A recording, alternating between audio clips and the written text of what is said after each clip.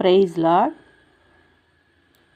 కుమారి, ఈరోజు నువ్వేమన్నా శ్రమలో ఉన్నావా, బాధలో ఉన్నావా, ఆర్థిక పరిస్థితి, కుటుంబ సమస్యలా, చెప్పుకోలేని సమస్యలా, ఏదైనప్పటికీ శ్రమ వచ్చిన ఎడల ఇదిగో దేవుడు నీతో మాట్లాడుతున్నాడు. ఈరోజు శ్రమ దినమున నీవు కృంగిన ఎడల నీవు చేతకాని వాడగుదువు.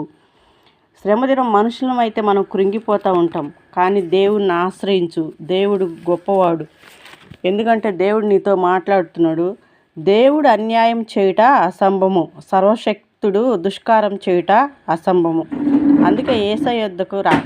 యేసయ్య ఏమాత్రం ఇడవడు, ఎడవాయుడు. దేవుడు ఏమాత్రం దుష్కారం చేయడు, సర్వశక్తుడు న్యాయం తప్పడని అనేక సార్లు ప్రభు మనతో మాట్లాడుతున్నాడు.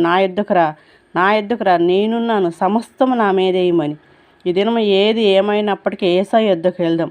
యేసయ్య, ఈ దినమంతా నీ కాపుదల, భద్రత మా మీద కుమ్మరించు దేవా. నీకు స్తోత్రాలు చెల్లించుకుంటున్నా. ఆమేన్.